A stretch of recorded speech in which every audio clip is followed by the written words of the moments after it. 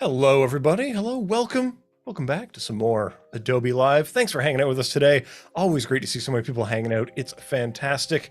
Stu, what's going on, man? It's always good to see people hanging out in the chat. I'm Evan Abrams. I'm your host, and we are here with Fabiola Lara. Hello, hello. Hi, everyone. Thanks for joining. Multidisciplinary creative, illustration, design, got a background in advertising, I believe, as well. All around content creator. We're going to get into some good stuff today. We're going to be focusing up in Premiere. So that's what we're doing for today. But it's going to be a good time. We're going to be seeing you edit together a 7-day sketching challenge. Got a lot of questions about that. And then tomorrow we might dip into Fresco for a little bit. So stick around. Come around for all that good stuff.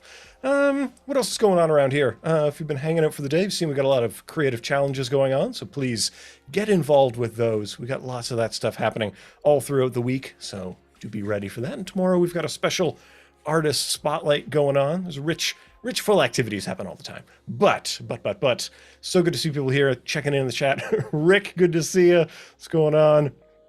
We got Felix in here. This is great. Oh, famous Voodoo Val has stopped by, so no pressure. We just be on our best behavior. It's going to be great. Oh, so everyone in the chat, let us know who you are. Let us know where you're from. I'd love to know what you're doing. And of course, if you're seeing this on YouTube, where we're also streaming it, we're on YouTube as well. But come on over. We want to see you on Behance. We must see you. We want to see your chats. Bring your questions. Bring your troubles. If you have anything you want to ask our star about here, Fabiola. Yes, I'm happy to answer any and all questions. Bring them. Bring them on. Challenge us. Give us the challenges. Not too hard. We'll find out. We'll find out today. But without further ado, let's get into it. I don't know. Is there anything I missed in your bio? Tell me about what should people know most about you? Yes. Hi, everyone. Like Evan said, my name is Fabiola. I'm an illustrator and designer. I have worked in social media for years as well, in advertising. Just let me show you a little bit of my work. So I have worked on some animations for the Golden Globes red carpet. I'll let that finish playing. I've also done some GIFs for Latinx Heritage Month for Giphy. And I also made some GIFs for, oops, sorry if I'm clicking too fast, the United Nations Human Rights Campaign. I did these stickers for them. Yeah, these animated and illustrated stickers. So I love working on social stuff with my illustrations, and now I'm making YouTube videos for YouTube thanks to Adobe Creator Camp, and they showed me everything that I know about video editing. So that's what we're doing today. Beauty. You guys can follow me here, but yeah, you can. We'll be hanging out, so we'll keep chatting. Yeah, and of course, lots of people in the chat. Like I said, we got Bruce, we got Felix, we got Adina coming in from. Oh, fantastic! From the what is this? Yeah, from the Indigenous Territories in New York. So this is fantastic. So good to see people coming in. And I must say, I really admire whenever I see illustrators producing work that's meaningful to them. Right. So thank you for your service. Thanks for getting involved with things like human rights. I think is very important. But yeah, we got people from Central Virginia, people from Hawaii, people from all over. Everyone. I'm in Philly right now, so just for some context. For all you New Yorkers, just know. I'm in Philly. If you're in New York, I'm in Philly. I just thought I'd let you know. Yeah. Look, there's no animosity between these cities. It's totally fine. This will be great. Yes. So should I show you a little bit about what we're up to today? Yeah, take us into it. Tell us the process. I'd love to know where we're going to go, how we're going to get there. Yeah, take us into your mind palace here. Let's do this. So today we're going to be editing a 7-day sketchbook challenge that I made myself do. So I'm going to show you today. I'm hoping we just get through editing the clips, some audio editing, and I actually already have this project open, so I was kidding myself. And I want to show you kind of the project organization that I learned from Babin in Creator Camp V1.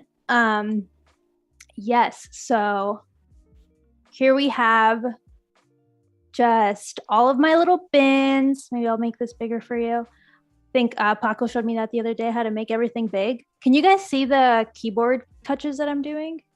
I'm not sure. don't think they can. Well, this was just the button under escape. It makes any window that you click big. Just makes it big, and then you can just click it out. So I have here our sequences, footage, and I just have this mirror what I have set up in Finder. And so today I'm going to show you how I order footage, and we're going to start cutting it up and making it into a full YouTube video. Yeah, so I can show you, you'll see both my sketching process, some talking head footage, some iPhone footage that I filmed of kind of me drawing, which it's long footage, so we're gonna have to make it fun by making it really fast. And I'll show you all of that. Let's get into, you know, because this was like a 7-day process that you were documenting. I'd love to know a little bit more about kind of what that challenge was, why you were undertaking it, because you're a very prolific illustrator, you know, in general. So I'd love to know what the challenge is about, and then while you're doing the thing, the process of doing the thing and documenting the thing at the same time. I'd love to know more about how you decide to do that and what goes into that. Honestly, it's one of those things with sketching that I have periods where I sketch a lot. So I'm like regularly sketching throughout my day. If I go to the park, I bring my sketchbook. And then there's times where I realize I haven't picked up my sketchbook in weeks because I've been focused on YouTube, or I've been focused on Instagram, or just like a client brief where I'm on the computer, you know, or using my iPad. So this 7-day sketch challenge was kind of to reset myself, to use my sketchbook and play a little bit. Because when you're an illustrator and you get hired for certain things, you tend to stay in those things because that's what you're getting hired for, and that's what everyone wants you to do. So the sketchbook helps me get back to exploring, and I am in a very big like style exploration phase. So this is like essential for me to get back to it. But because I'm exploring my style, it's really hard to show up every day because you're like, this is like, you know, very personal work. It's not just like bang, bang. I was gonna say, it's funny you mention that, because the process of self-exploration is a lot of work. That's why I go to therapy. But and it's like going to the gym. Yes. It's a lot of lifting. Yes, it's like going to the gym for your drawings, and that's why sometimes it's easier to avoid it. And so the sketchbook challenge was a way to show up every day. And since I was filming it and I knew we were going to go live, I didn't skip a single day. Hashtag no days off. But what was kind of the subject matter that you were looking at? We see a little bit of fashion here. Yes, right now I'm really into fashion. So let me see if I have some other clips. I mean, I know I have some other clips, but let me pull them up. I was doing some fashion stuff. I just love drawing girls. You know, I'm on Instagram. I see someone with a cute outfit. I'll save it and go back to it and draw it. I really like drawing street style. I think sometimes that's more fun than like selfies that you come across or anything like that. And aside from Instagram, I also use stuff like Unsplash or stock images in general to kind of draw from as reference images. Because it really has kind of a candid feel, right? Like you're observing these people, and we're getting to see not like a documentation, like a documentarian kind of look. It's like an impression of that person a little bit. Yeah, and that's why I prefer to use images that are a little bit more casual, as opposed to like if I take a very posed, I guess if it's very posed, it's harder to draw in a way that feels natural because it'll just look like a posed drawing, which is kind of weird. So yeah, I try to avoid that. But yeah, I did a lot of just pencil work, and then that you'll see throughout the video. And then on another day, day 3, I started doing the cutouts, which you can see here on my desktop as well. I have these cutouts where I actually cut out every single piece and color it and then draw on top of it. So you'll see some of that process come in as well. I think I just did it on day 3, but a lot of the times, all of these sketches will eventually turn into cutouts, but the sketching is just the beginning. Very excellent. And yeah, we got, Bruce in the chat saying that sketching and drawing is very popular in social media, documenting it. So I'd love to know a little bit about what is the camera setup going on here? What is physically in the space for you to get this kind of a shot? Yes. So for me, actually, at first it felt very the beginning of this challenge, just like in general throughout the year, it's felt very unnatural for me to film everything, because for me, drawing can be very spontaneous. Like I pick it up and suddenly I'm halfway through a drawing and I don't remember that to film, which is a big part of it. So what I have going on now is I set up before I start drawing. That way I kind of get it out of the way. So I use a M50, a Canon M50 for, I don't know if you guys can see. Yeah. And I have it on a tripod set kind of in front of me at my desk so I can talk to it if I want. And then I also have this, like, I can't show it to you. It's like behind the camera now, but it's just like a tabletop stand that I put my phone into, and it has an arm that I just bring out on top of my drawings. I actually think you'll be able to see here this, all of this iPhone footage is filmed on that. It's just overhead little tripod that I mount to my desk, and I just put my iPhone on there. And, you know, I'm always like, oh, maybe it should be a nicer camera than my iPhone. But actually my iPhone works really well because of the widescreen. You know, it really, you're able to see all my materials and kind of the mess that goes on with no problem. So I'm loving my iPhone. Just use what you have, you know. It's perfect. That's great. Look, we want the mess. We want to see the process. So I'll let you get into getting stuff into bins. Yes. The chat are talking about Wade says Tokyo street fashion is their favorite. We got lots of people loving that. Love to know. Yes. There, you know, if you enjoy street fashion, where are the best cities? What is the place to go and look at people? We'll start a healthy debate in the chat. There, yeah, you guys can pop off in the chat, but I also recommend, there's a lot of Instagrams of street style. There's a million of them. I don't know all of them at all, but there's one that I really like, which is called Parisians in Paris. And similarly, there's New Yorkers in New York. You get the picture. You know, there's a million of these Instagram accounts, and they have a lot of candid photos. So I tend to use those when I'm kind of out of reference imagery. When I'm feeling a little lazy, I just pop over there if I don't have a specific image in mind. Oh, the world at your fingertips. So what is your process when you start approaching? We've collected a lot of wonderful footage. How are we going to get this stuff together? Yes. So the first thing that I do after I import it is I try to organize as much as I can in my actual folders. But I just organize my footage here into my different cameras. So I have the M50, which was the talking head footage. Then I have the iPhone, which is the drawing footage. And then I have a DJI Pocket 2, which I usually just use for B-roll because it's got a nice little slow motion effect that I can't seem to figure out on any other camera. So I use that, and I just bring in the footage from there. And this time, because I had a lot of different days, I went ahead and I organized the talking head footage into the different days, mostly to make it easier for us when we're editing now to quickly be able to see what day is which. And I just dragged and dropped. That's my favorite way to import, is to just organize in my folders, and then I just, you know, shift, select my folders and drag it into the respective bins that I've set up here. I have the same bins set up for every project. So when I open my Premiere file, my Premiere project, the bins are there, but they're empty. So then I load in the footage once I organize it. And so you'll see these folders here are now the exact same ones that are right in here. And yeah, I organize it so while we're going along, we can easily see which days are which, because, you know, it was a lot of footage. It's awesome. So yeah, everything's basically going onto a card, and then coming off the card onto the hard drive, from the hard drive we'll go into the project. Yes, which can sometimes feel really tedious, but the more that you organize in the beginning, the easier it is to edit. Back in the day, like a week ago, 2 weeks ago, no, like in the beginning of Creator Camp Advanced, I used to kind of barely organize and then import, but then my life was a headache afterwards.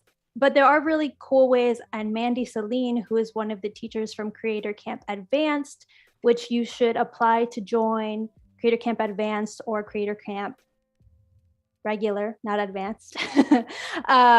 You should apply to join the next cohort if you're interested in learning everything that I've learned with video editing. But Mandy is the one who showed me all these different ways to organize using a bunch of different bins and views. But in this project, I organized with the Finder just because I wanted to have all the footage by day. Perfect. It's like putting together like a little reality TV show. We need those 2-camera confessionals. We need. That's my dream, is to be able to vlog reality TV style, but I feel like I need some time to organize all the footage I have to collect for that. Well, you need a producer. That's what you need. You need someone to come in and produce your life, cause some drama. I know. That's my dream. You'll know that my YouTube channel is like exactly what I want it to be when every single vlog is like a reality TV show of one person reality TV show. Okay, so we have all of our stuff. So let's start a sequence. So when you open up your project, you have no timeline. So I usually just drop in a video that I know like I'm gonna use for my project, which in this case was this video here. So I tend to just drag a clip in that I know is how I want my project settings to match. I drag it and it creates the timeline for me. I am going to close this one because I've already created one for us. This one here, it's clean. And its title, I like to rename them and then put them in here. This one's main sequence, because it's the main sequence. And then Mandy tip number 2. There's gonna be a lot of those. I have a select sequence, which is just like the main sequence, but I kind of use it to work on my clips, because sometimes when I'm just using the source monitor, I need to pull multiple clips, and it's just easier for me to organize this way. So I just have another sequence that's the same as this first one, and I open it, double click to open, then I grab it and I move it to the top. There we go. I did it. Sometimes it takes me a couple tries. I have my select sequence here at the top and my main sequence. You can see here, I've been doing a little prep work for us so that you're not bored. I've cut up a couple things here so we don't have to stare at the same thing all day. But yes, so now we have our main sequence, we have our select sequence, and here's where I go through the clips, day 1, day 2, day 3, and I mark my in and out points and bring them down here. So I feel like I'm working ahead of myself because I want to take a second to reverse here. This was not part of my plan. I want to show you how I do an intro. I think we should start there, Evan. Yeah, we should start at the intro. Yeah. Let's start at the intro. I was like, I'm moving on to day 1 through 7 editing. We have to do the intro. We're here for 2 days. We got time. We have plenty of time. So for day 1, if you have questions about how I organize, let me know. Otherwise, we're going to move on to the intro. So like I told you guys, I have the DJI, which is what I use to shoot a bunch of B-roll. And you can see here, I have all these little clips. And I have this camera like records the audio for the B-roll and then makes it a separate file. So that's why there's all these wavelengths here that I won't actually end up using. But when I'm in here, I can go through the clip, let's say this one, and I can scrub through it to see exactly what's going on when I select it. And right here, I just click on it and then I can scrub through it, like I was saying, which you might not be seeing it seamless, but it's pretty seamless. And then I can also hit the space bar to play it and mark my in and out points using the I and the O keyboard command. So I'll move it. I've already marked it, but I'm going to show you how I mark it. So I click on it, select the clip, press play with the space bar, and then in, and then I hit O for out. That seems like a good amount of B-roll. I don't want to, have the longest, slowest clip in there. And then I'll hit the little, what is that? Is there a name for this button? Under the escape key, Evan? Oh yeah, that's the tilde key. It's like a funny little hat. Some people call it console key because it also brings up the console in things. But yes, the squiggle. Yeah, the squiggle hat. The squiggle. there. We'll call it. I'll call it the tilde. Yeah, named after Tilda Swinton. Okay. So you hit that, and oops, I hit it too hard. I've renamed my clip on accident. Let me go. Okay. So we'll hit it, and we'll go back to our main workspace. So what I like to do is in my B-roll, I select the in and out for all of the footage. It's all B-roll, so I'm not really concerned with the audio. And once I've done that, I am ready to create a little intro montage with some music, so it looks really cool, and everyone's like, "Oh my God, how impressive!" So I have some music that I brought in. Audio, iPhone audio. This was some recordings I did when I wasn't sure if the audio sounded good. And then intro music. I think this is the one I am interested in. Double check. Yes. Is that too loud for you guys? I think we made sure it wasn't, but. Sounds pretty good to me. All right, great. So I want to use this audio, and I bring it into the main sequence. Okay, Evan is an audio pro. I hope what I'm doing here, he's not like, "Oh, what are you doing? What's going on here?" This is fishy. Okay, I really like the intro of this song, but it goes on too long. Like if I actually use this, it'd be a really long intro. And people would click off my YouTube video basically. So because of that, I've actually cut a version that I like. It's just a little shorter. It's the same thing. I just moved it so it was shorter. So you can see like where it drops right here. Before there was like, forever. And all I did was just hover over the left side of that clip and drag it in.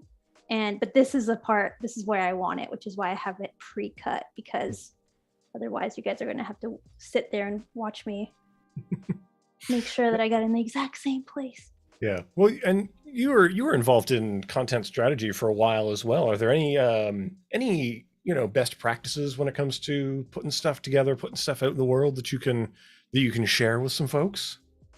I mean, it totally depends on what we're talking about, but maybe for YouTube, you guys know you got to make people not click away. So I don't want this to drag forever. I want the intro to be maybe like 10 cute B-roll cuts to catchy music, and then keep it moving. I don't want people to click away. So that's my strategy, is keep people engaged as best as possible. But if you have a specific question about another platform, let me know.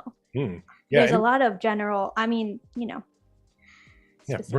bring us all your troubles. We've got a couple quandaries coming in the chat. One here from Bruce is asking, can pictures, documents, clips, etc. stay in those bins? So all the bins you've got them in, or do they need to be refreshed or put back? Everything stays the way you like it in there, right? Nothing's moving away when we click out or anything. It's all staying organized right in there. I mean, when I double click into a bin, then I'm seeing more, but it's all in there, and it doesn't affect, like if I were to delete something in my footage here, let's say I don't want this clip anymore and I throw it away. It's still in my Finder. If that's kind of the question. It's not deleting it from Finder or anything like that. I could put it back in if I wanted.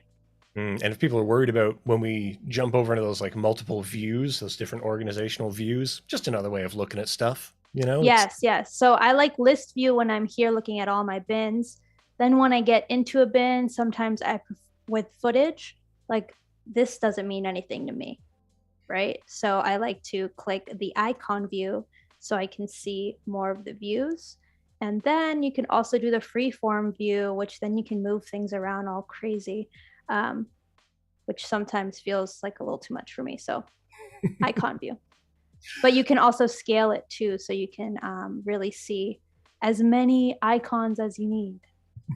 And then Rick is asking, where do you get your music from? What's your preferred location to get music?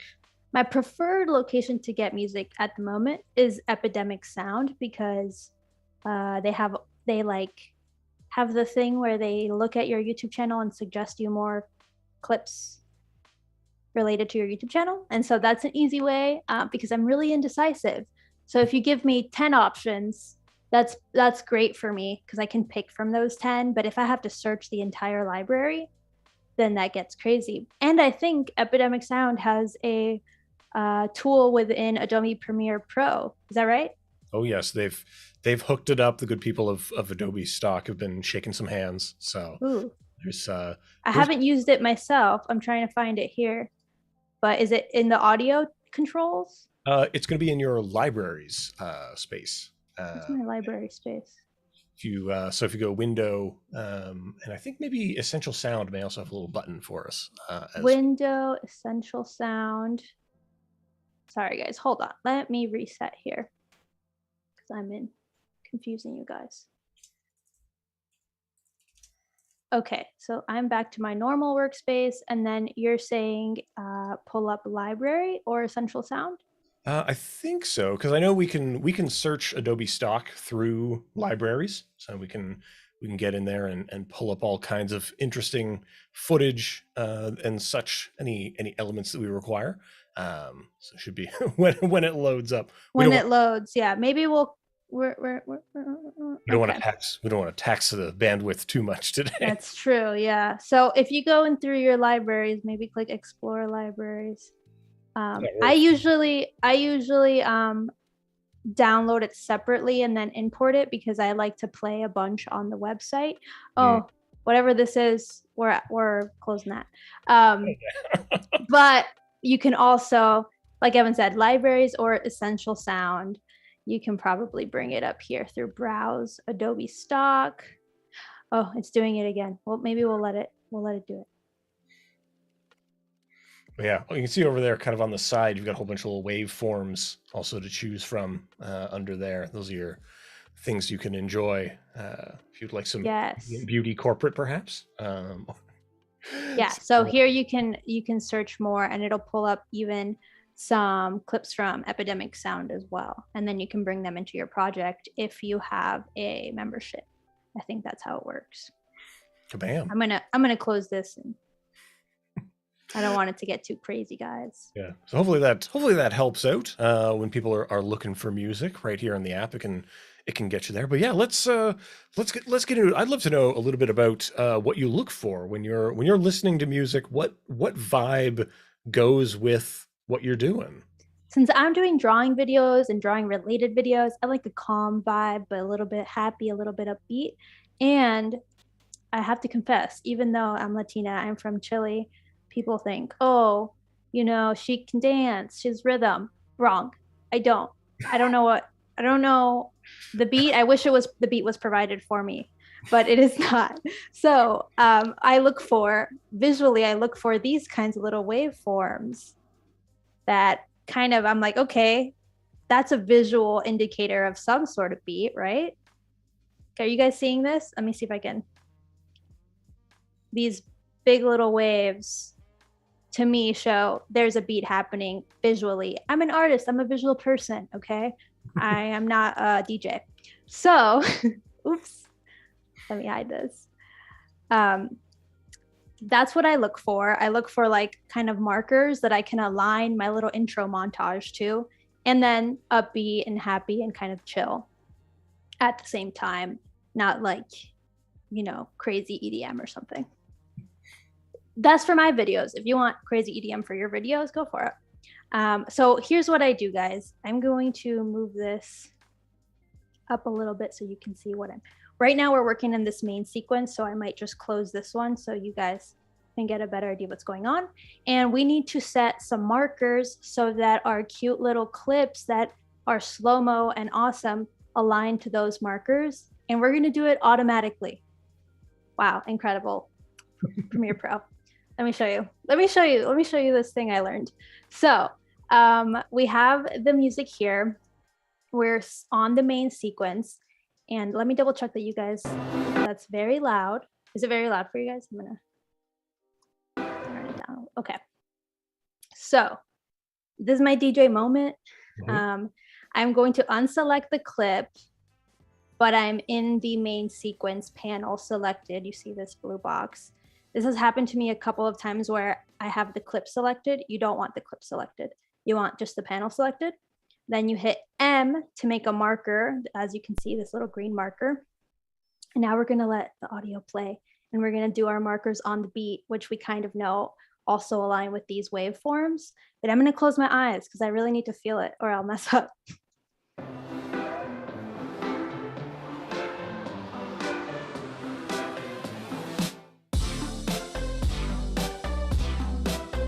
Oh, I missed one, I think. Okay, but that's plenty of them. That is some beat. Some could argue there's different beats there. We're not talking to those people today. So we're here. We have our markers set. My connection's lost. It's fine. I have this other thing. Then we're going to go back to our project bin. So here's kind of the main project bin, just so you guys know, nothing has changed. We're going to go to footage, the DJI, which has the slow-mo clips. And now what we're going to do is select, I'm going to open it up. I'm going to hit the tilde key just so you guys can see it a little bigger. I'm going to hold down Command and click on the slow-mo clips that I want in a specific order. So I don't want all of the same kind of clips next to each other. That's pretty boring B-roll. So I'm going to click some variety. Maybe I'll start with these pencils.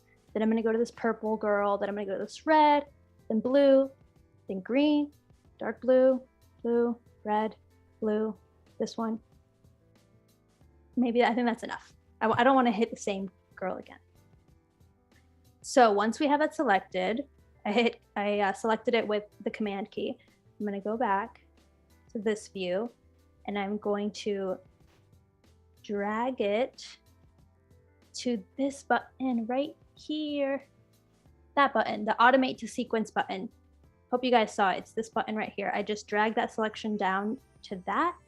And now I'm hitting order. You want it to be selection order because that's the order that I want all my clips to go at. And you want that at the numbered, at the unnumbered markers. I want it to use my in and out range that I previously selected. And I don't have to hit ignore audio because those clips coincidentally don't have audio. But if your B-roll has audio of like a stream or your dog barking or whatever, you want to hit ignore audio because you want the music to come through. There's a DJ moment. So there we go. I don't have to hit that in this case, but you want to remember to hit that maybe in your case. Then I hit OK. It's been done. So ooh, our intro montage is done. I will note there are some gaps here, but we're gonna fix that. But I'm going to play this for you right now.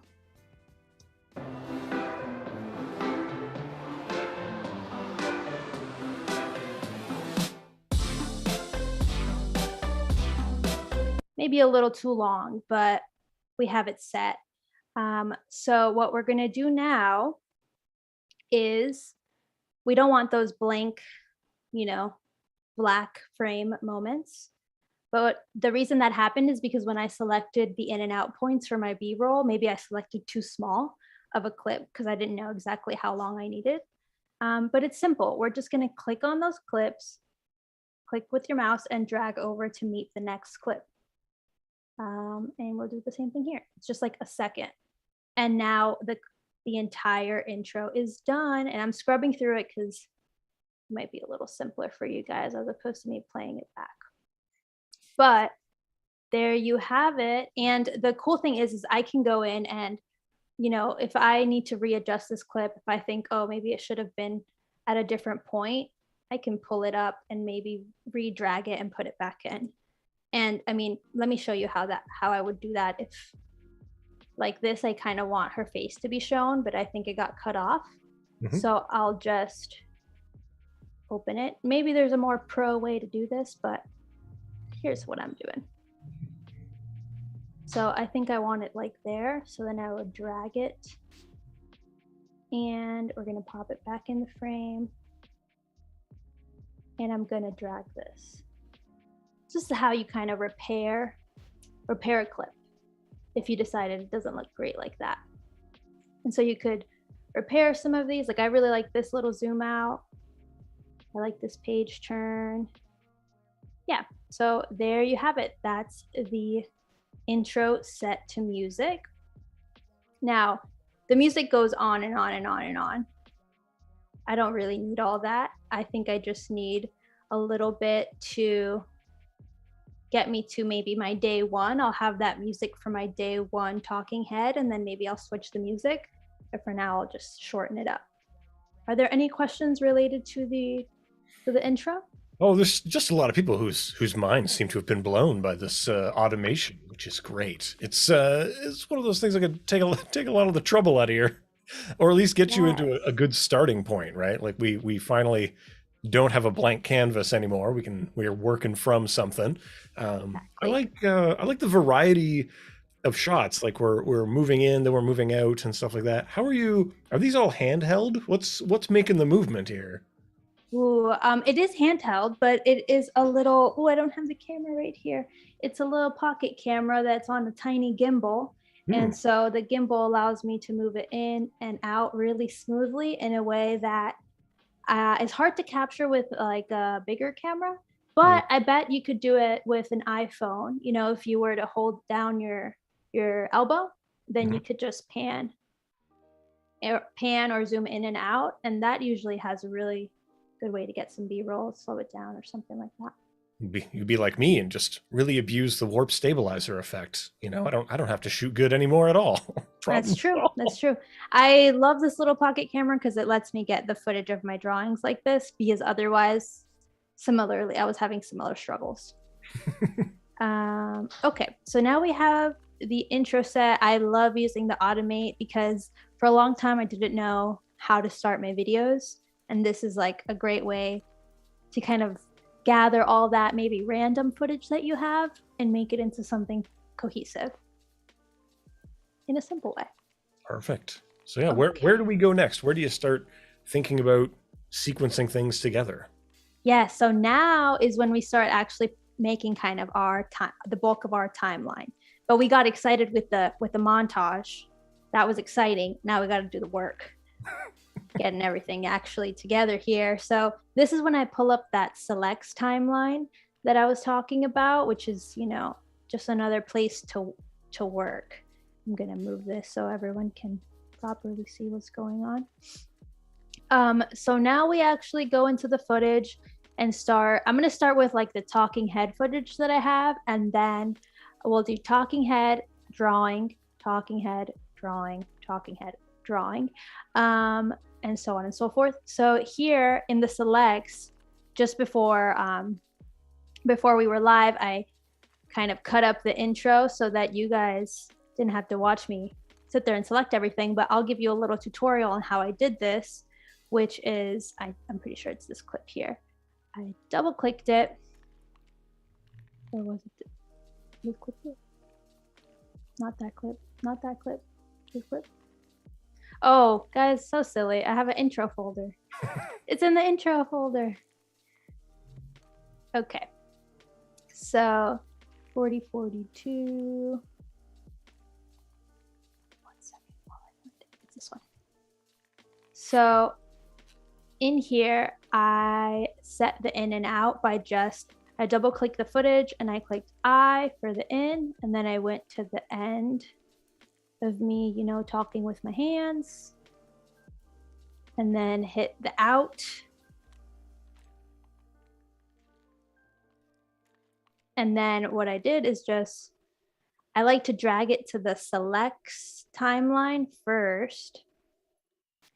And from there, I kind of can let's assemble all of day one, and then we'll move it down to our main sequence once we have it like at the spots that we want. So this mouse is really giving me a hard time. Okay. The last thing I expected was the mouse to give me a hard time. I know. You wouldn't think it's supposed to be magic. It's supposed to be a magical mouse, and I charged it and everything, but not today.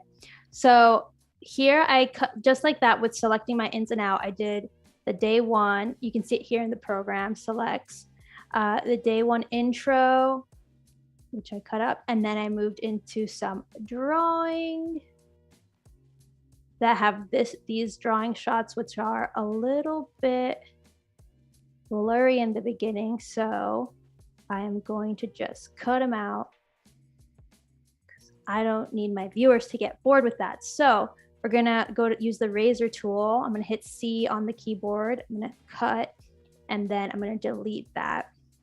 And I'm gonna do ripple delete and move it over. So this is the reason I work with the selects timeline, is because I can do this. When I'm in my project source, sometimes I think, yeah, all of that footage is good, bring it down.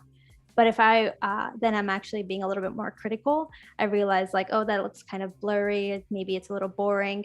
I do kind of the cutting in here. And when that feels good in my heart, I move it down to the main YouTube sequence. I like that. It's like you've got like a little, I don't know, it's kind of similar to the way you work physically, where you're sketching things and then you're cutting it out and then you're assembling the stuff and coloring over it again. So yes, this is my sketch pad. The selects is my sketch pad for sure. And I'll leave this in here. So I have the talking head, then we have this drawing angle, and I believe I also have the drawing angle from the top for this. There are some days that I didn't use the iPhone because I was caught up drawing. I do think I have it here. Let's scrub through. Here we go. So I'll do I for in, but then I end up sharpening my pencil. So it's a false start, you guys, false start. Play it. Ooh. Okay, so I actually start drawing about there. So I'll hit in there. I'll scrub through. Okay, that's just about the ending. Perfect. And then I'll bring that down. Now I have made a mistake and I have all these other selects here. I'm just going to scoot those over. Give myself a little more room. And then I'm just gonna grab the footage and bring it down. I have a question for you, Evan. Maybe you know. Question for me? Uh-oh. Yes, just a question. Well, how come when I drag it down, the audio always goes to like another random track? So if you have a look over there on your tracks, right, you've got that like V1 square, and then the lock, and then V1. Those are highlighted. So you've got like A3 and A3 highlighted. What we want to do is click that first A3 box.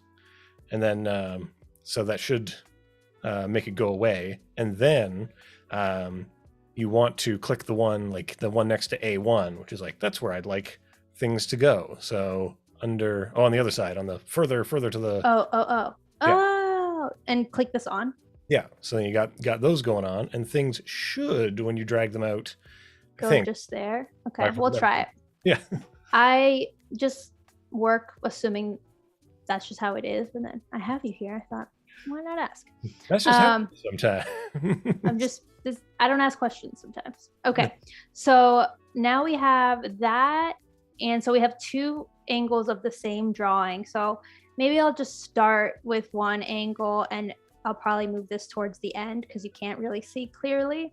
So we'll move it like that. And the other problem here is that this drawing footage is it's real time, so it's really slow. So I want to speed that up. So I'm going to right click, speed duration. We're going to, here is just trial and error. 300%, that moves it down. Well, when we were at 100, it was 5 minutes.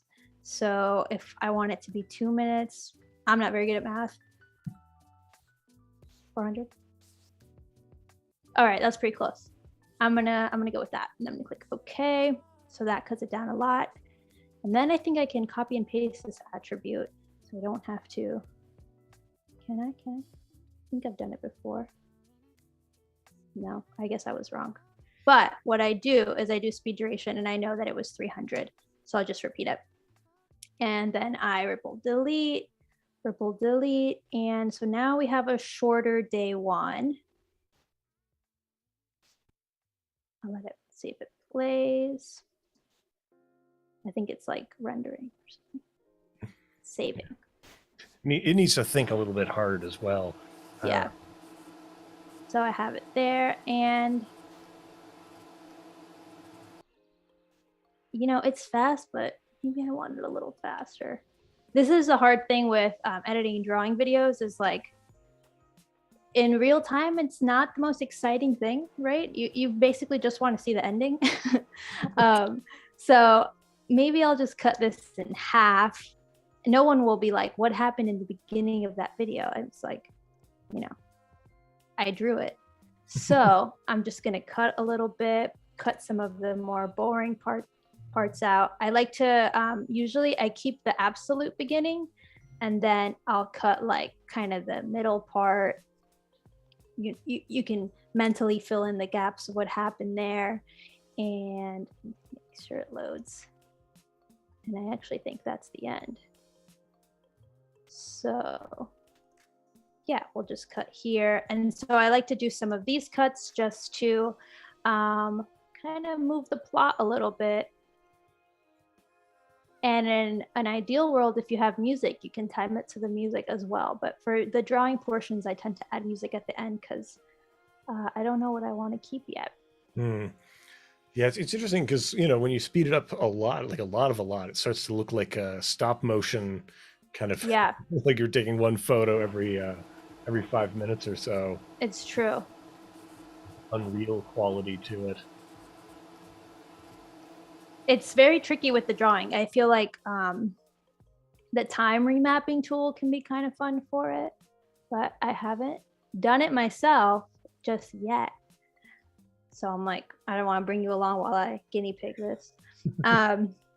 Okay, so that seems like a solid day one. I have the intro for the project in the day, and then I have some drawing through the day, and we have some different POV, and I'm actually going to, forgot I was going to cut some of that out because we have it repeating here.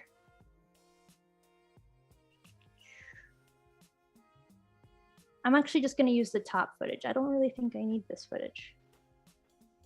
Okay, so then I click, select, and what's it called? Marquee box. Grab all of that and bring it down. And I hope, oh, it's gonna challenge the rest of my clips. Oops, that's not what I want. Maybe I'll just copy. 1 second, guys. This is a live editing. Hey, it's live TV. That's how it goes. This is live. This is what's happening. And while you're getting that stuff together, I just want to remind the good people probably watching us over on YouTube, come on over and join the party on Behance. We want to see you here.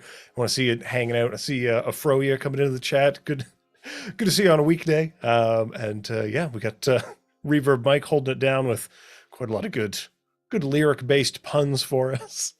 So good to see people hanging out. And if you've got any questions about process, if you've got any questions about sketching in general, we're going to get into, we'll see more Fresco tomorrow and how that stuff goes. But for today, we are hanging out. We are hanging out in Premiere today. So any quandaries about editing together process videos, filming it, let us know in the chat. We want to hear from you, and we'd love to know, I don't know, what people are drawing in their lives, what inspires them. We're looking at a lot of lovely street art here of people, fashions of regular people just hanging out. So we'd love to know what inspires the people of the chat. But yeah, let's get back into it. Where are we in the edit now? Yes, I just moved the montage audio down a sec so that I could fit in the audio from the day one footage that we have. So I just bumped it down one, and then I brought down the audio. I just ended up copy pasting it down to the main timeline. And yeah, now it's all here the way we want it. And like I mentioned before when we were doing the intro, I'm going to use this audio from the intro while I do my talking and introducing the video. So I'm going to drag that over all the way to match that when I'm done talking, which is right about there. And what I like to do here is I like to click it, because now right after we're done with the intro, I like to do a little cut I don't know if this is official, Evan. This is just what I like to do. So I do a little cut there on the audio. Then I select the clip that's going to be the talking, or it's kind of going to be background music. And now we're going to do some light audio editing. We're going to do more audio editing when we're done putting together the timeline, but this is just a little preview. So we'll click it, we'll hit audio, go to our audio workspace. Let me hit edit instead of browse. So click, we'll save everything. Okay, so we select, let me move a couple things around. Okay. So we select the clip now and we want to mark it as music. And then the preset, this is super easy. When I learned this, my mind was blown. Balance background music. And now you saw that visually all of the waves or waveforms went down a bit.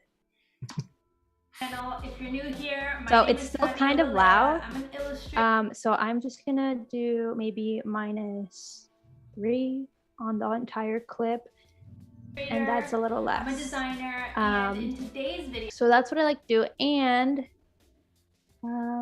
you can also have it so at the end of, this is the intro montage portion of the audio. You can actually we can maybe, well, I guess ideally you would just keyframe it right there. I was trying to do a little shortcut, but we're gonna go ahead and click that and click music. The thing is that with this portion, you actually don't want it to be background music or anything. You just want it to be at the level that it is. I just like for Premiere to know that it's music. It can be balanced background music, but I just don't want it to be too low of balanced background music. Hey guys, welcome back to my channel. If you're new here, so here it's lower. Fabiola Lara. So the balanced background music of this portion is higher than the actual talking portion. And I could do like an audio transition there, maybe, but I don't know if it'll have that much of an effect. I can't uncut something, right? I have to like delete it. And yeah, you can merge them. You can merge them back together, I believe. I think if you select them, and you should have a, merge clips. That's grayed out. It would like you to not be able to do that right now. Okay, so I'm gonna do it a little different. I'm actually just gonna delete that part because I want it to kind of slowly go down the audio when I start talking. So I'm just I deleted the original one and I'm gonna put it back, extend it. And now we're gonna go into audio, we're gonna hit effect controls, and then right about here, we want the volume to go down. So maybe on kind of the couple clips beforehand, I will put in a key right here, the add or remove keyframe at the current level. And then as it gets closer, maybe around here, I'll lower that, let's say 1. Actually, I already changed my mind. We're gonna say 2. And then we're gonna go forward a little bit, probably here. And let's say like -3.5. And then we'll let the 3.5 stay for the rest of the video. So that's what you should do. And that's what I usually do. I was just like kind of all over, but there you go. So it starts a little louder. Let me see if I can play right here. And then you can hear it kind of. Hey guys, welcome back to my channel. If you're new here, my name is And I may Fabiola even Lara. like make that a little lower, but I want you guys to still be able to hear it on the live stream. So I'm not gonna do that right now. Yeah, for streaming purposes, people still need to enjoy the sound. Yes, so I'll probably make that lower because it's so like catchy, but we'll make it lower before we export it. And yeah, so there we have the little audio while I talk. And now let's go back to our main sequence, our main editing sequence, editing workspace. What am I talking about? Okay, here we go. And we can do the remaining days. So for some of the days, I recorded like a day of intro, and then some days I just like went right into it. And don't worry, because what we're going to do is add some cool graphics to make sure that transition makes sense. And that'll be tomorrow when we use Fresco, because I like to hand draw my graphics. Okay, because you know, this is an illustration YouTube channel, so you know, we stay on theme. But yes, let me know if you have any questions about the audio tools there. And we'll move into day 2. So day 2, I already cut it up here. I don't think I have day 2 overhead footage. So we're working with that footage for the day. That day, I guess I was just taking it easy. Said no intro, no overhead footage. We're just drawing. It'll be okay. Yeah, and Bruce is asking, is there a way to do that within the audio clip? I think Bruce, you asking about the pen tool, perhaps? That's a great way to. So if you can see, if you wouldn't mind zooming in on those little dots on your timeline yes, there. Let me see if I can. Which are they're little audio keyframes for us to enjoy. But yeah, Bruce, if that's exactly the process that we were doing, I think was putting little keyframes on the. Oh my gosh, I made it even more confusing. Here we go. They're right there. Yeah, so those are this little bits for us to enjoy. Same thing. But yeah, let's get into day 2. I wonder, and while you're doing that, I'd love to know some more about some of the physical tools that we're seeing you use there as well. I know you talk about it a bit in the content of the video itself, but yes. I'm curious about sort of what tools you prefer to draw with, and I'm a bad drawer, we'll say. I do sketching bad, so I'd love to know kind of what I don't know. What are you carrying with you out in the world if you're sketching and drawing? Let's make it into the bag. Oh, my favorite topic. Actually, what you see here. Let me see if I can get a frame going. So these right here are some dry pastel pencils. It's kind of like color pencils in colors and in kind of how you use them, but they're actually much drier and rough. So they have kind of like you could hear them when you draw, and they kind of have like a charcoal texture to them.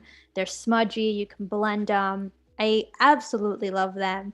These specific ones are Stabilo brand, but there's a million brands, up to you. This just happens to be the ones that I really like. And then I have this is just regular sketch pad paper, because the goal of this challenge was to kind of get through as much as possible. So this was kind of the bigger paper, and I like to draw big sometimes, so I use that one. But you'll see a lot of different sketchbooks, like medium sketchbook materials, and I had to clarify this at the end of my YouTube video. At the end of the filming, I said, this is a sketching challenge. It doesn't have to be in one sketchbook. I realized some people could say, you use a different sketchbook. Like, sketching pedants. That's not the point. The point is that I'm sketching. So, and then I have like a random tin of assorted materials. I have some, the kneaded eraser to kind of pick up pastel pencil, and sharpeners, and whatever, a variety of tools. Most importantly, this little coffee up there. That's the most essential tool, right? Which I have right here as well. Oh my God, what an appearance.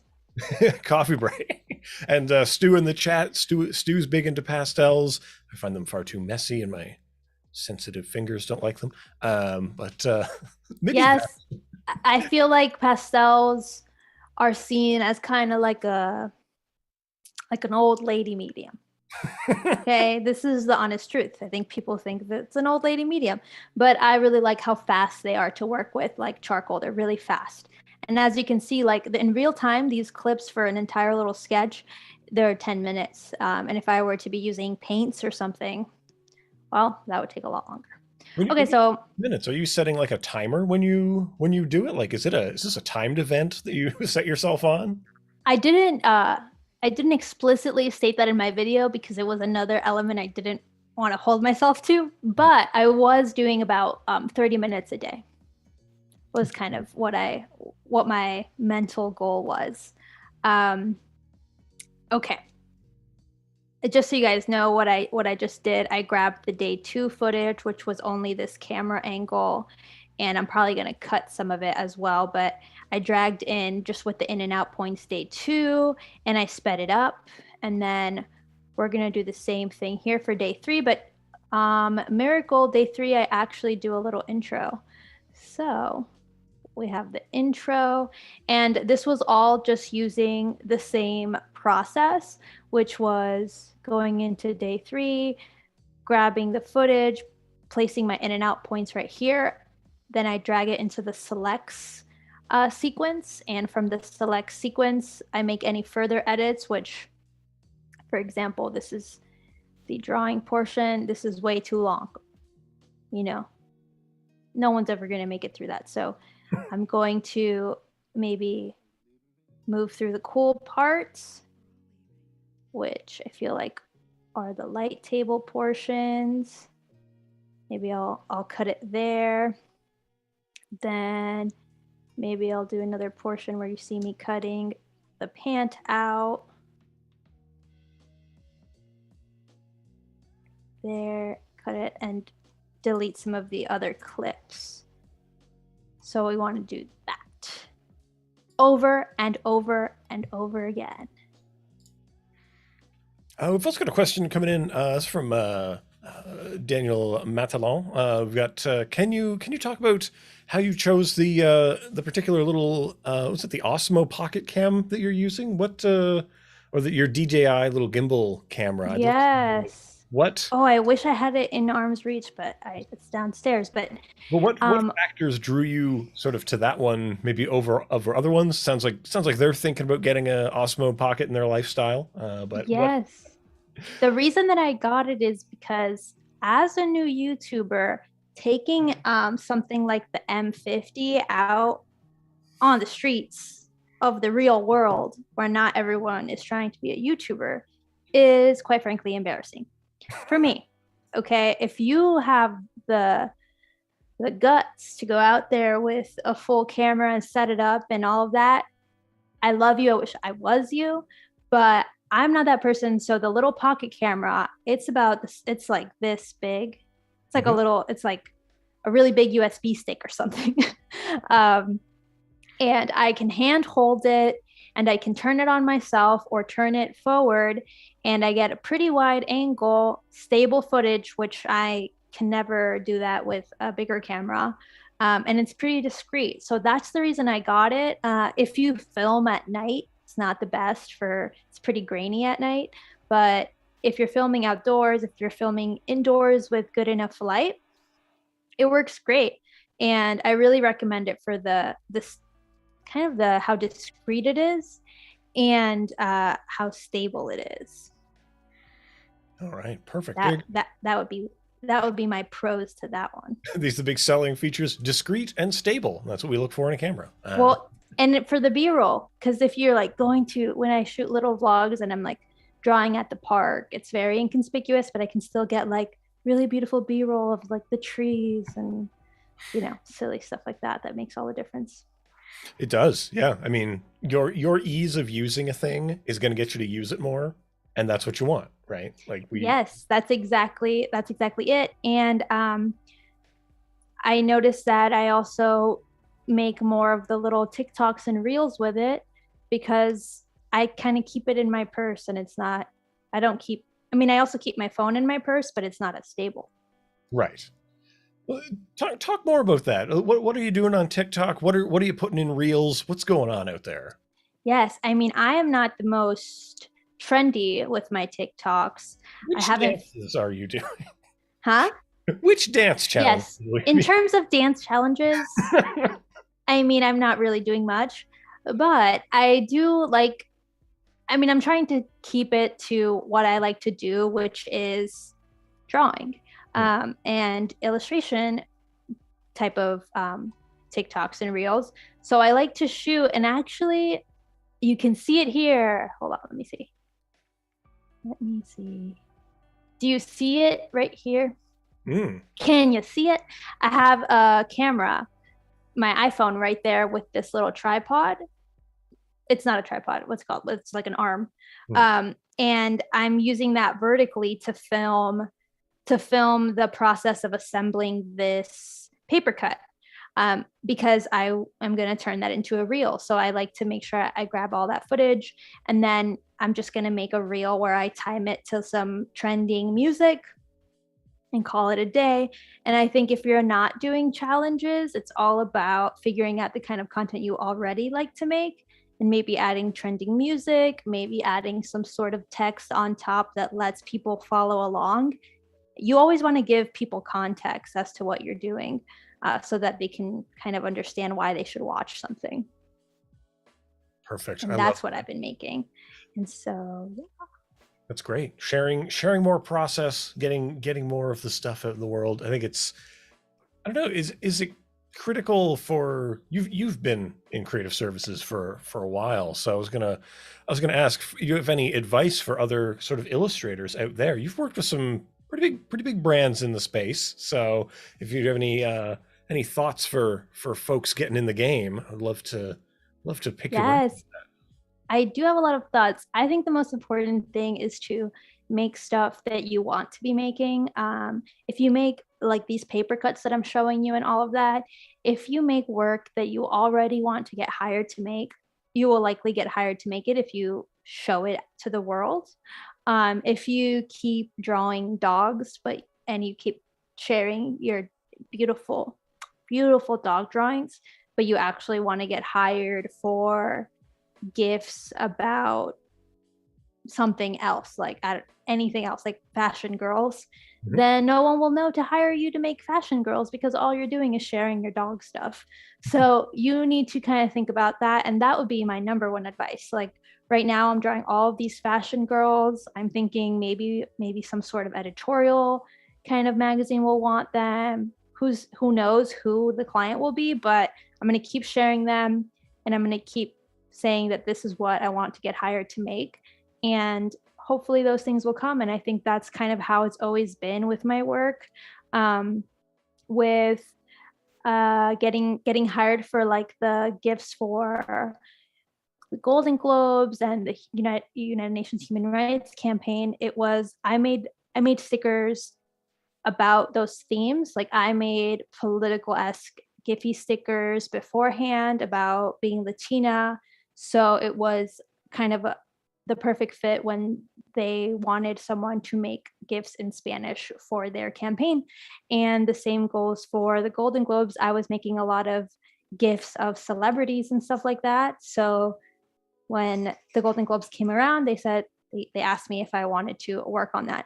So I think it's all about kind of doubling down on what you actually want to make, putting it out there so that people know when to call you.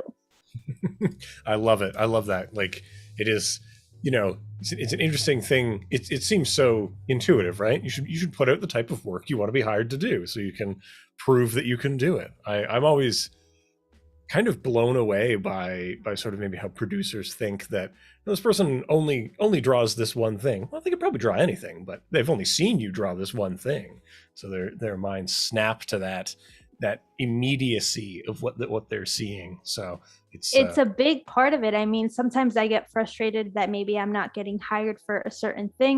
And then I realize, oh, I haven't been clear about that. You have to be extremely clear, because you have to think that art director who's going to hire someone, they don't want to have any doubts. They want to know that you can draw that thing. So they need to see it. Yeah. Make it immediate, very obvious. Yes. Make it obvious. Well, we can't have things unless we ask for them. That's precisely. So yeah, talk me through where you're at in the edit now. What do we got going on? What are we looking at? Yes, hold on.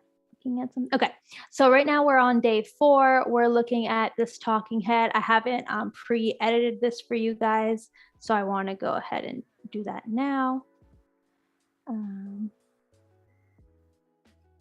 Let's see what I. Hey guys. So it seems like I sat down and talked at the same time. Fatal flaw of mine. Hey guys, welcome to day 4, right? Then I stopped to count my hands, so Guys, welcome to day 4. I wasn't sure what day it was. So check my note too. Yes, it so is. I was like day 4, and then I said 1, 2, 3, 4. Yes, day 4. I see that I'm talking still. I might cut some of that out, but we're just bringing it down to the timeline right now. So, wow, I really was feeling it.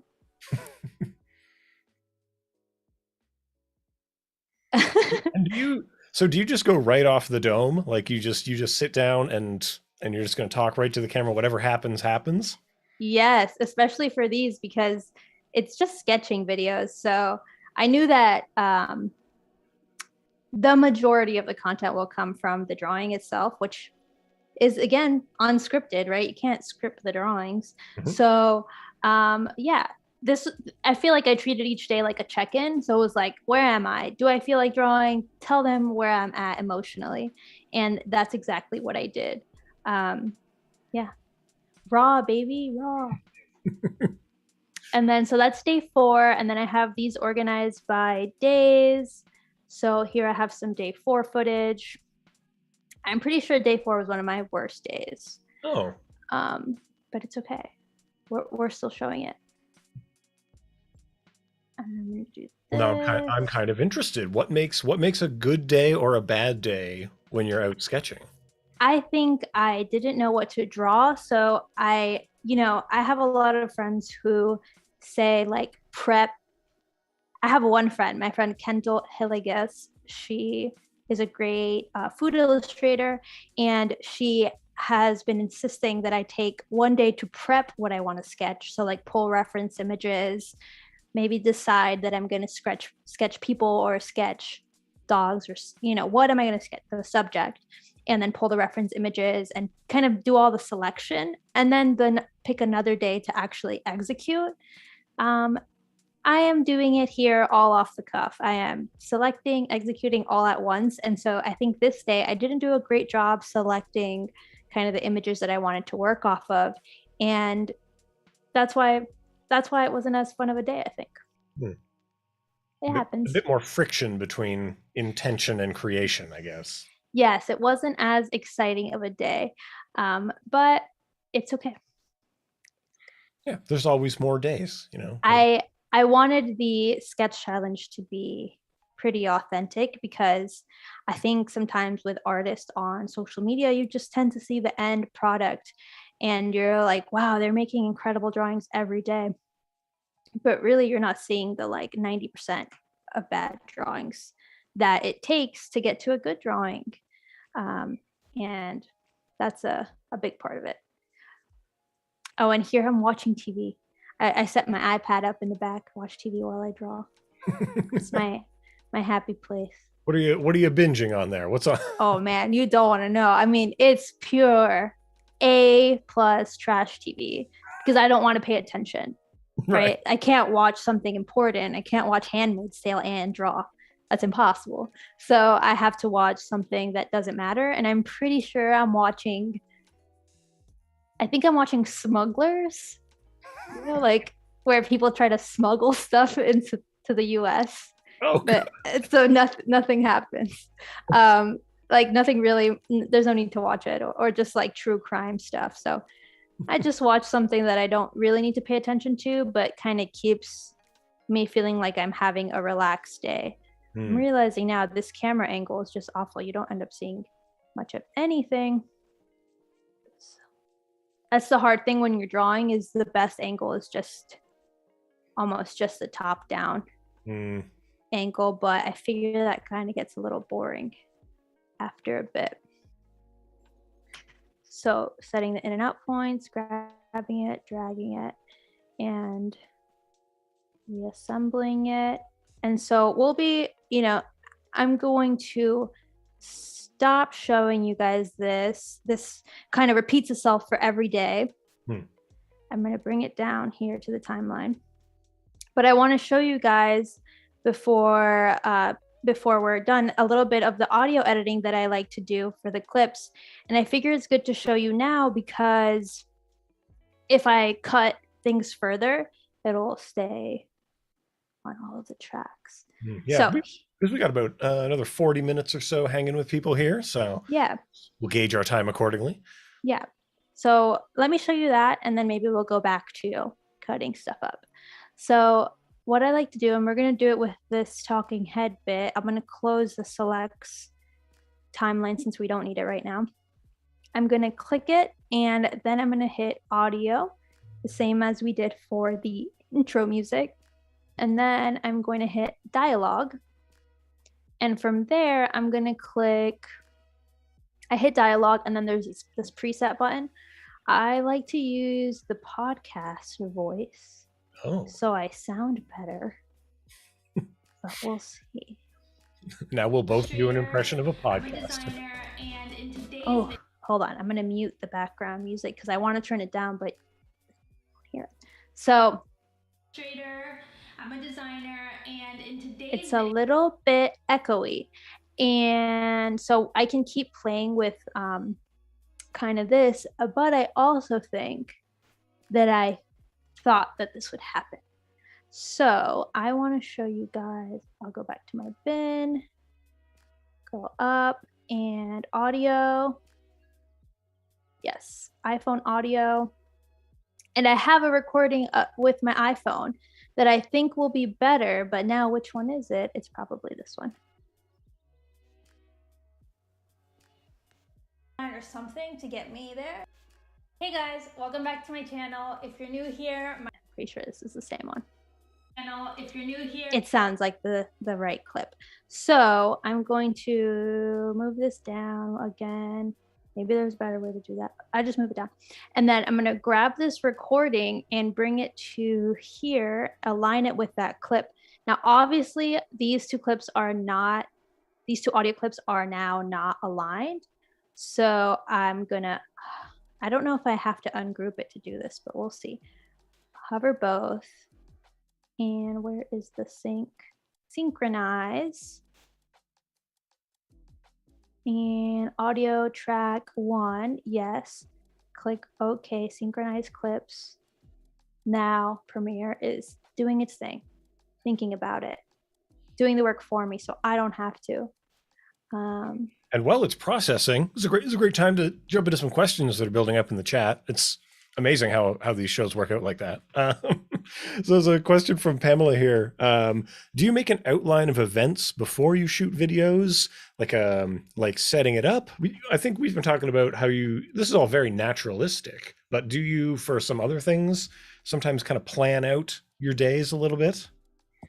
So sometimes I plan out my days when I'm doing kind of like a studio vlog where I have to fill some days and decide what I want to do. So I'll be like, okay, maybe this day I'll show that I'm working on this client thing and that I'm making my coffee, and then I'm also maybe gonna computer edit edit on the computer, and I'll kind of do an outline for every day that I want to include in like a vlog, but I won't make a script, let's say.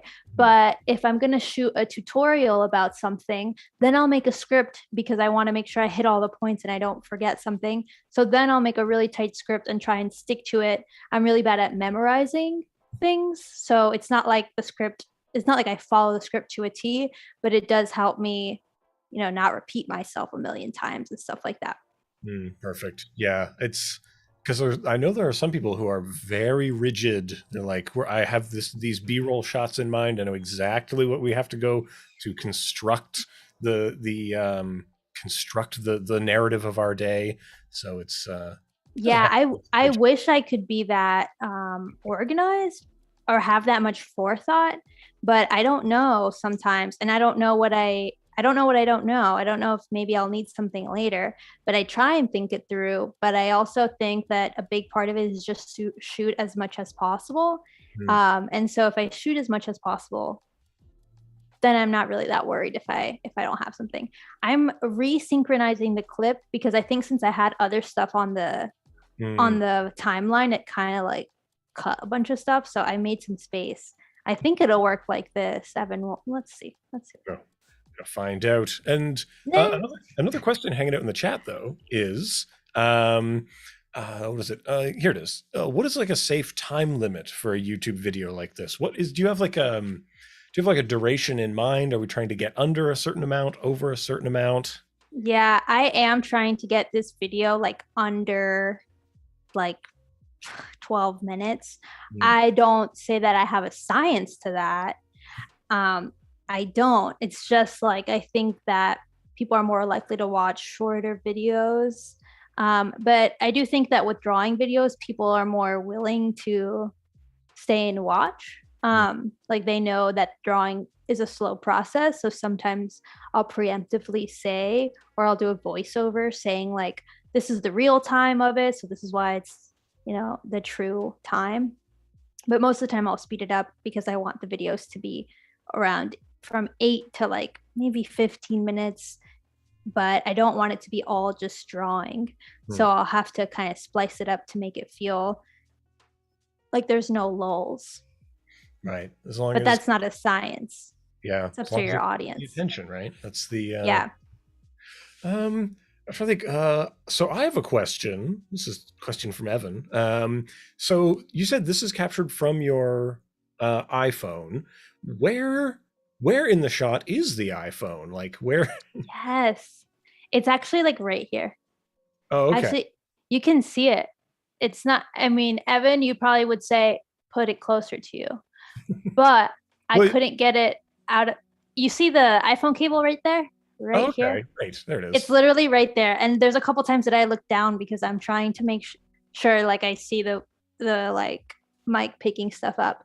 But yeah, I just did it now. I went ahead and I cut off the extra audio that I ended up not needing, but I might need again for this clip, I just realized. So I'm going to mute that and I'm going to mute this. And let's see if it's synced up. Oh, wait, no, I think I beat the wrong thing. Or no, I haven't done the editing to it. So I'm gonna hit dialogue and podcast voice. No, podcast voice up here. There's a lot of places to select. Okay, so that brought that up way up. And let's see. I think it sounds worse, but I feel like it sounded better in here. My name is Fabiola. Right? I feel like something happened. Could be. It could be something to get me Did there. I do the wrong one? I don't know. Because I think it could be maybe because the EQ, like it's like you're double EQing it, maybe. That could be it. Oh, oops, that's the wrong one. This. And then this. I'm an illustrator. There's like some tone in the background. Oh, you got both tracks open. You got to mute that track one. What would I do without you? No, but something is still sounding super weird. When you played the raw clip, I was like, that sounds pretty good. Yeah, the raw clip. And so this video is gonna get me there. I need to keep up the creative this clip sounds great, and then this clip sounds horrid, rancid. Let's clear that audio type. Let's see what happened. Let's do dialogue. What? Am I missing something? I don't know. Seems like it's trying to sort of add too much sweetening to it, really. Let me see default. But that also sounds not as good as this. Oops. This is the true live stream experience. Troubleshooting this clip. I'm going to redo the process. I don't know another way to get it to work. But and while you're doing that, we've got another question coming in. So there's some suggestions around using a lav mic. Have you explored other miking options? What are your thoughts on sort of other mic technologies that you might enjoy? Is that sort of in the roadmap for the future? What do you think? Yes, the answer is yes, I should use a lav mic. The simple answer is absolutely, I should use a lav mic.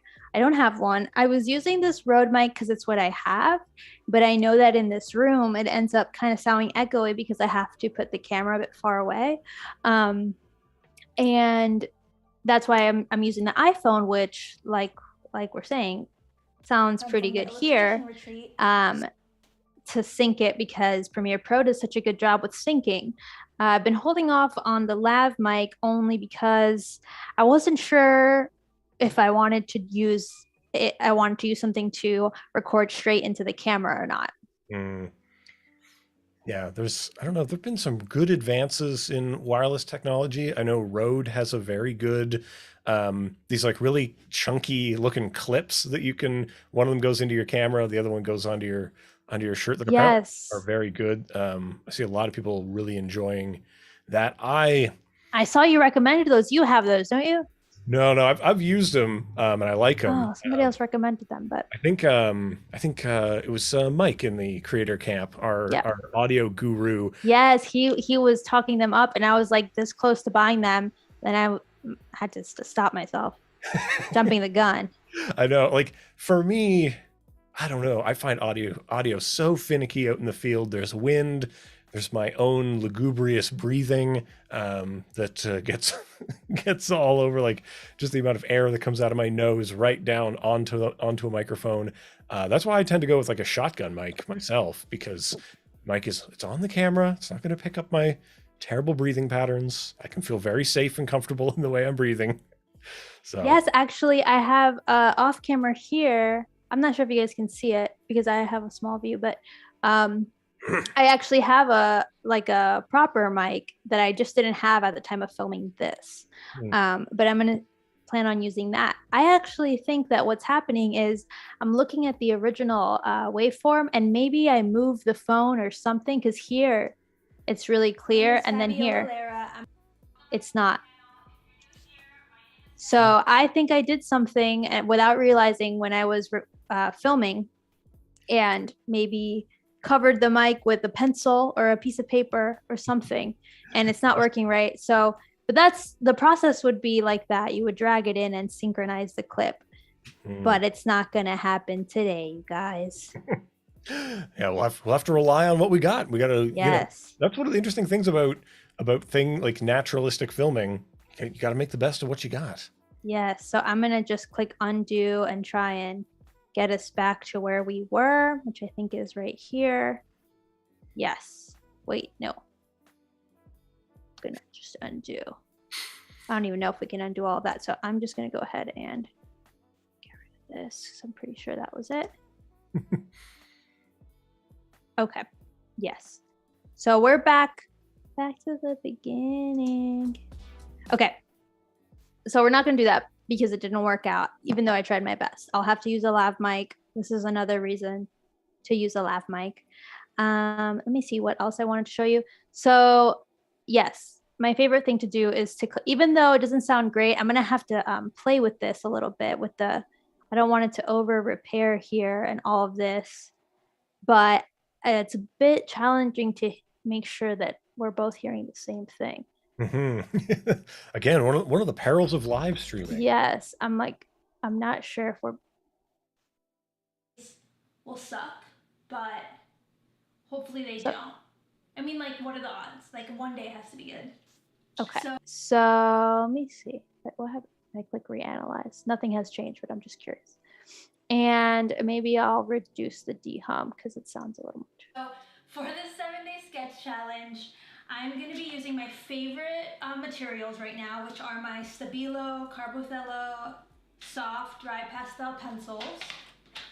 I have a plain old pad of sketching paper. I'm trying to make it not too loud, but a little bit louder because it reduced it quite a bit. Even though I had everything off when I recorded, I'm pretty sure I'm really conscious of not having other things on, but you never know. So I think that sounds okay with what we've got. I might play with it later. So not the best, Evan. I know you're an audio pro. You're going to say a lot of things could have been done to prevent this, and you're right. Listen, I'm not here to shame people for what happens on set. All right, I think like I've put a lot of like foam and stuff on the office in here. You know, look at this. It's bare. I know. This is a big flaw, and I've been considering buying some like foam thingies, but I also think that they don't look cute.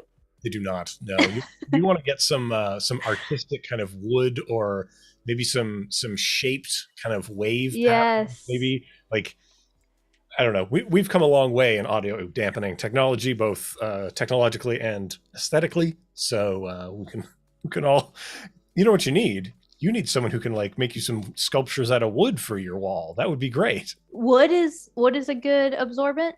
So it's good at dispersing. So if you're thinking about like, oh, I'm going to disperse some sound, maybe you could get some like pyramidal wood sculptures on the wall. Okay.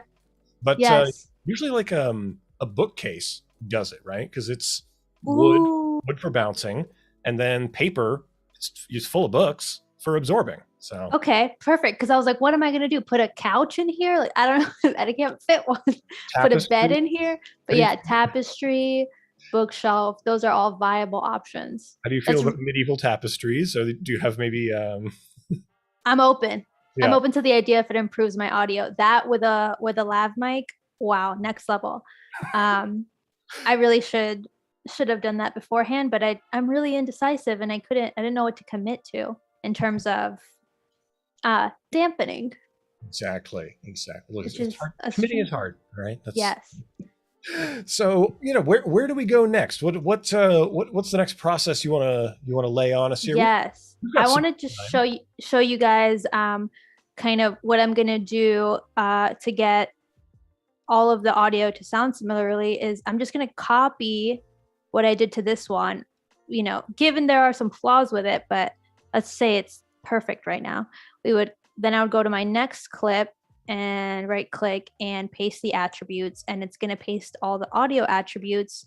So at least these clips sound the same, which they should sound the same because I've done the same thing. Let's get to the drawing table. So corny. Yeah, let's just start drawing. Let's do it. Okay. And so that's what I will do. Like, let's see if there's another day here. This day I don't have talking head, but in this one I do. So I'm going to right click, paste attributes. Okay. Now I'm still probably going to have to edit it a little bit, but it's done some of the work for me. You see, like I clicked it and it already had all of this selected, as opposed to like, let's say this clip where I would have to select the dialog box that I want to use. So I'm just going to do right click, paste attributes. And that's just like a quick way to get everything to be the same. Yeah. Good. Saving work all over the place. Trying to, even though we don't have all the days done, I think I'm going to fill that in tonight so you guys don't have to sit here and watch me do the same thing over and over. And hey, speaking of people who are watching, if you're watching this out on YouTube, this is the time of the program where I remind you to come on over to Behance. We want to see you. We want to get to know you. So if you've been hanging out on the YouTubes, come on over to behance.net/live stream. We're all Adobe Live. We're here. We'd love to hear from you. And yeah, just jump on over. It's good over here. Yes, I've been so caught up in what we've been doing. I forgot I wanted to show you guys how to remix a little audio before. I think we have some time, right? We have time for a remix. Absolutely. Perfect. It's because it's fast. So let's say so what I'm doing now, I may change my mind on and may look different tomorrow when we join, but I'll give you an update tomorrow. But just for the example, I'm going to drop in this clip from Epidemic Sound, which is cute. Give you a little play. You know, some chill jazz type of thing, chill beats. So I want this to be over all of this drawing portion, but it's not quite long enough. It's too short. I could drop another song in and kind of chop it up, but that's a little crazy to have like 3 songs for the same segment of me drawing. So this is another tip I learned in Creator Camp. I right click the clip that I want to make longer. So I right click and I say, oh no, where is it? Open, edit clip in Adobe Audition. Well, we're touching Premiere. We're going to Audition. Tomorrow we're going to Fresco. Can we throw any more apps into this mix? How many can we get with Gumbo? We will open Photoshop briefly. I'll tell you that. So be prepared. We're using the entire Adobe Creative Cloud, but it's if you're using Premiere, it just makes sense. Right. Let me see. I don't know if I've used this with the headphones before. Okay, so we're in here. I don't know. Okay. This is the clip. I'm gonna right click and click insert into new multi-track session. I'm gonna organize it. It takes a second. 1 second, guys. 1 second. I could be crazy and just go for it and save it wherever I want. And then tomorrow it'll all be broken and I'll say, what happened? What happened? Where is it? So I'm gonna save it here in the music folder. Choose, and I'm gonna say, I think it's called Butterflies Remix. So I know what it is. Click OK. See what that took a minute. Now we're in here. This is intimidating. Ignore it. Ignore all of it. Just listen to these words. Click Enable Remix and let it analyze the clip. It's very fast. Don't be scared. Don't be scared. For voices. Ignore everything. Just focus in on this tutorial and you'll be okay. Okay, so we have the remix here. It's been remixed. Now, a quick thing, I gotta go to Premiere Pro and check how long I want it to be, which there has to be a better way to do this, but you know, this is one way to do it. I go to where I'm at. I think I click in and then I go to where I'm gonna be. I click out. I thought that would tell me. Is it 9 minutes then? Was it 4:09, I think? 9 minus 5. Yeah. Okay. We're gonna do 4.5 minutes just in case, maybe 5 minutes. But you do the math for the clip that you need it to be. Then we open up, go back to Audition, and here is where you need to pay attention. You just want to change, this is the current length of the song. So you want to change it to the length that you need, which we're going to say 4.5 minutes to give us a little wiggle room if we need. Sometimes I do this and it makes it 4 hours instead of 4 minutes. I hope that's not what's about to happen now.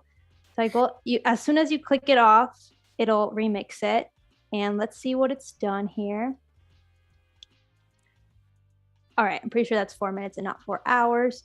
So let's play it. It's a big fear of mine. Oops. Finally, a 4-hour song. I was wondering when King Crimson was going to come back. Let me see. Oh, what?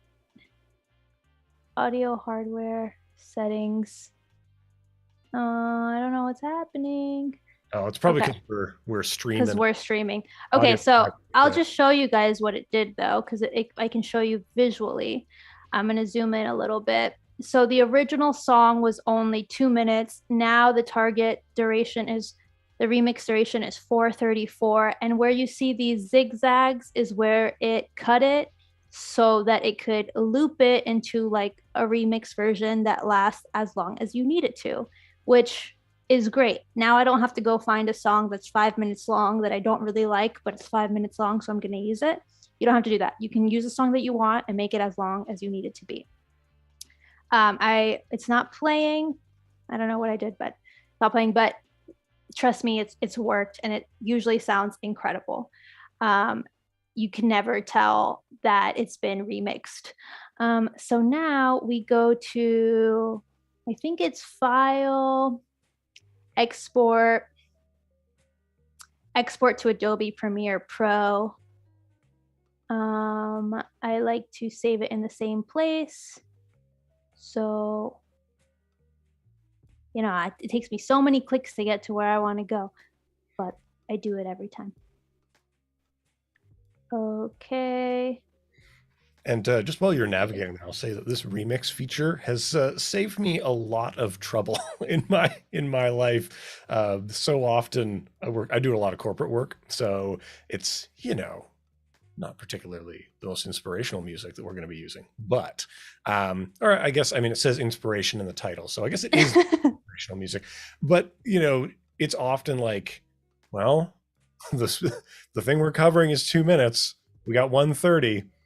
Better get some loops in there. And it is really, especially for stock audio that doesn't have stems or come with little loops, this has been a lifesaver because we no longer have to spend half a day trying to fix it. So it's Yes, I so mean nice. it's been a lifesaver for me because, like I said, I'm really indecisive about music, and so Mm. being able to select 2 or 3 songs for my video and using them exactly how I need to, as opposed to having to, you know, re-select songs that are longer or shorter to fit, it's the best. See, that'd be heartbreaking. You finally make a choice, and then it's a minute too short. I would literally, I used to just close the project and be like, I'll have to do this tomorrow. It's too many decisions. But Yeah. now I know I can just have my way. So once you export, it sends you back to Premiere, and I'm gonna send it to a new audio track so nothing gets kind of covered up. And let me close this panel here. Okay, so where'd it go? We were talking it up. Wait, Oh, is this? it's probably back at the beginning, right? Like it's Oh, just there it is. a wee bit of it You're peeking out. so smart. Okay, so there it is. And look, it's just a little bit over the selection that we wanted, but that's okay because I'll have it fade. If you want to be really particular, you can get it to be the exact um, size length that you want it to be. But now I think we can listen to it. Let me just mute this one so it's not okay. Yes, I've muted the original track, and now let's see if it'll.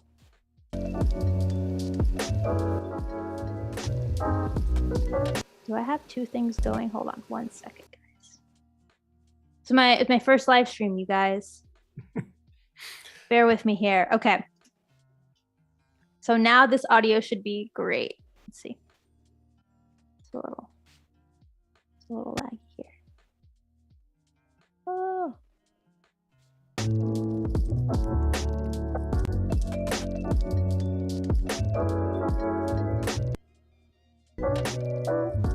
Okay, it's smooth. I'm sure it sounded choppy on the live stream, but it's smooth.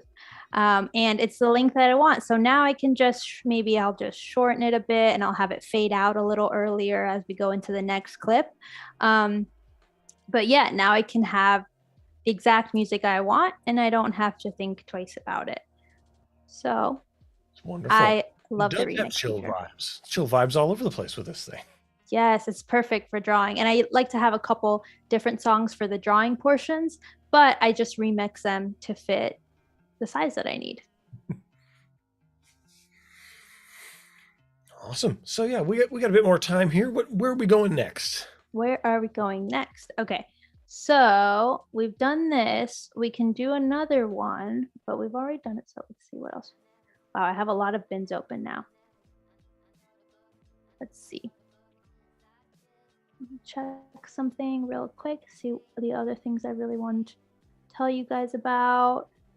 Oh, yes. So another thing I like to do once my audio is all placed on my timeline, which to reiterate, it's not all done right now, but I want to show you guys these editing tools. Now I'll go to the audio editor.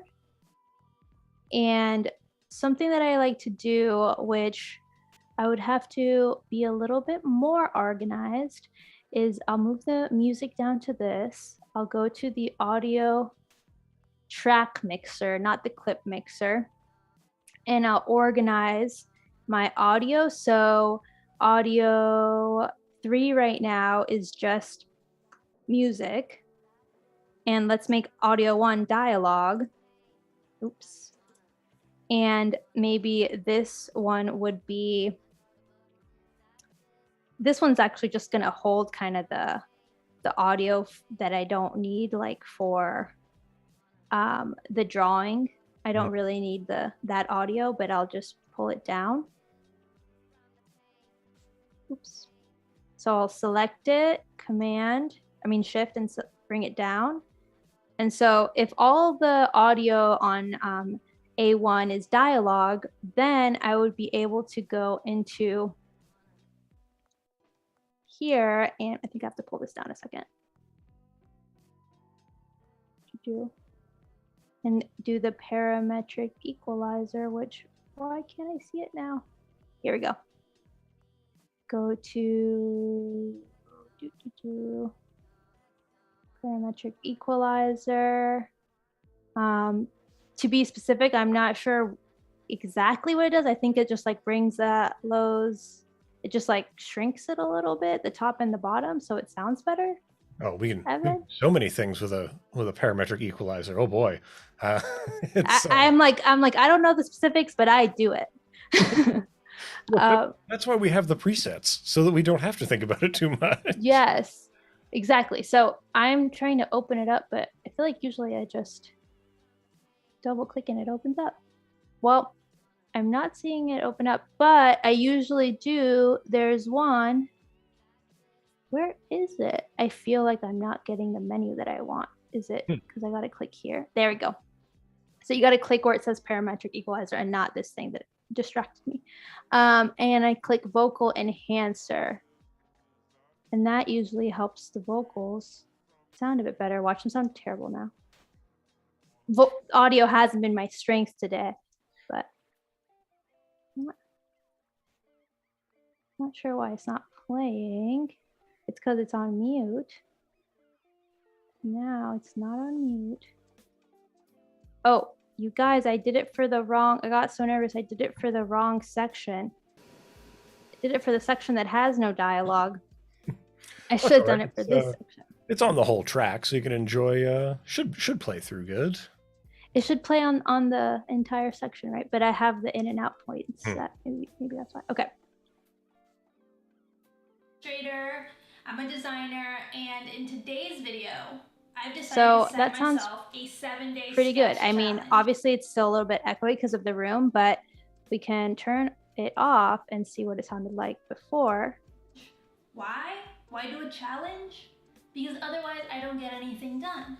You know, if left to my own, you know. So it's pretty subtle, but it just kind of, if I'm remembering this right, Evan, it kind of makes it so I don't hear all the low hum stuff or the super high frequencies, right? Yeah, and really and this graph kind of tells the tale, right? Like yeah.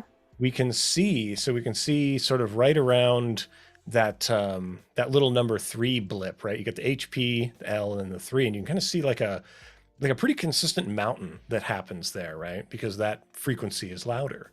And of course, to enhance the vocals, we're kind of doing the opposite, right? We're punching down on that frequency, trying to just even us out, trying to just have an even chill time with this with this. Yes, exactly. So I really like to do that. And the best thing about using the audio track mixer is that it applies it to the whole thing. So unlike the essential audio where I would click it and then click essential audio, which is not here right now. Or is that window? Essential sound, not essential audio, guys. It's essential sound. Instead of having to do this for every single clip, which I copy and paste it anyway because I like to do it, this kind of does it to the entire track. So if you had audio from other sources or other clips, it would kind of all get the same treatment, which is really nice and kind of a fast way to get that done as opposed to doing it in here.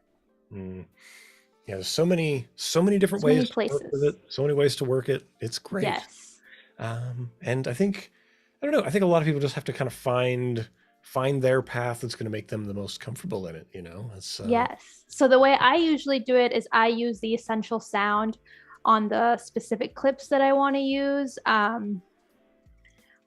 When I have my timeline set, I do essential sound. You know, I'll select the audio, I'll select what's background music, I'll even select what's effects. But then when I'm done doing that pass, I'll still go into the specific track and do the parametric equalizer to make sure that sounds good across the board as well.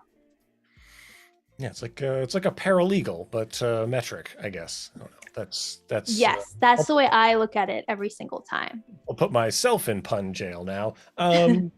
While we're here though, I would love to know, so if other people out there are thinking about doing kind of a sketching challenge, they want to kind of replicate the same kind of thing, do you have any advice for people out there who are doing, thinking of embarking on a similar journey and documenting it? I would love to know, Yes. I don't know, love to know any tips for those looking to do the same thing, basically. My biggest tip would be, if you're doing a sketching one, kind of prepare, if you can prepare the kind of things that you want to sketch beforehand, that's going to alleviate a lot of the of what it takes mentally to show up every day. Like gather your reference images or whatnot. But even if you're not doing a sketching challenge, right? If you're doing a journaling challenge, whatever it may be, if you prep so that showing up is easier every day, that's going to be helpful. And then in terms of filming it, you're going to want to ideally be able to set up once and leave it set up for the whole 7 days. That wasn't the case for me because the desk that I work on, I work on a lot of different stuff. So I can't always have all my sketching materials out because it's cluttery and I like to have a clean workspace. But if you can kind of leave it and pick back up the next day, maybe set up at your kitchen table or set up, wherever it may be that you don't have to disturb it every day, that is ideal because then you just show up. You don't have to set up and prep and worry about everything every day. But that's under ideal conditions. Yeah, that would be my recommendation. And if people are, so how did you arrive at the subject matter that you wanted to capture for this period? Well, since I'm an illustrator, it was one of those things where I hadn't been sketching and I knew that setting up a challenge for myself, it's a very kind of nice video format because a challenge, you know exactly what you're going to film every day, as opposed to something like, let's say, a vlog or something a little bit more open-ended that you can film anything. Sometimes that can be harder because you can film anything, but if you don't get a ton of footage, maybe it's not enough to carry the plot almost, as opposed to something like a sketchbook challenge. The plot is very clear, and the conflict, which is making sure you show up, is very clear. So I think that's the best thing about having a format. And that's why there's a lot of popular formats like, draw with me, what I eat in a day. All those kinds of formats are there to help you know what you need to film. And so don't be shy about leaning into those formats if you need to. Awesome. Then we have another question here. How much time/hours would you usually spend cutting together a 10-minute video? I guess this took, of course, a week of filming, but I would love to know, this is from Smit in the chat. So it'd be great to know, like, what's your usual time commitment into editing one of these things? Well, honestly, I would be using, if it weren't for you guys being here, watching this and all of that, I would probably be a lot more focused. And so it would take a little bit less time to put the timeline together, but it still takes, 4 to 8, 10 hours to really perfect it, because even once I get all the footage onto this main sequence or on that select sequence that I like to work on, which I'll pull up just so you guys, if you're just tuning in, you can see what I'm talking about. I like to have this select sequence up top and kind of cut into there and then bring it down. So that whole process can really take like one day of getting, and by one day, I mean like 4 or 5 hours of getting it onto my sequence and kind of in order, like watchable. But then it takes me maybe a whole other day to kind of make it tight and add the music and maybe add any effects. And tomorrow we'll be adding maybe, I don't know about sound effects, but maybe I'll consider some sound effects, but definitely some title, some graphic effects. We'll be adding, I'll be also having to do the alternate cut for social media. Like I like to do a cut for TikTok/Reels, and all of that. So getting all of that together, it really can take like 5 to 10 hours, depending on how easy the timeline comes together. And the best thing about a sketchbook challenge like this is that I know what the sequence needs to look like. I have to show you each day. You also kind of beat me to it because we are kind of wrapping up here. We're coming into the end of it. And like you said, we got stuff coming up tomorrow. We're going to be back at 12 p.m. Pacific time for part 2 tomorrow. So make sure everyone come be with us tomorrow during that time. And Yes. we also, coming up after this, we have the XD daily challenge coming up. So if you feel like a little UI in your life, you can get into some of that. So that would be fantastic for people to do. But, while we're kind of wrapping up, I'd love, maybe some people won't be able to come back. They'll have to check the replay. It'd be great to tell folks about where they can find you around the internet and just give them a little, preview of what they can expect tomorrow as we dive into Fresco. Yes. So tomorrow the sequence will be fully built out with all the days so we can get onto the decorative stuff. So we'll be adding the graphics in Fresco. I'll be creating the graphics and I'll show you how I like to make my hand-drawn illustrated graphics, bring them into Premiere Pro and animate them so they're not just sitting there doing nothing. I like to can add all the transitions. And we'll also, do the auto reframe. And if we get to it, maybe do a little bit of captioning to make sure that our videos are accessible now that Premiere Pro has a really cool captioning workflow. Awesome. Well, where they can find me. They can find me on Instagram at Fabiolita Draws and on YouTube at Fabiolita Draws. Wonderful. Hey, thank you so much for being with us. And thank you everyone in the chat for hanging out with us here. It's fantastic. I hope we see you back here tomorrow at 12, but our day does start at 8:30 Pacific time. So come back early, spend the day with us there. It's going to be fantastic. But I'm Evan Abrams. Thank you so much for watching. Fabiola, thank you so much for being here. Thank you guys. Yeah, bye everybody. And we'll see you real soon.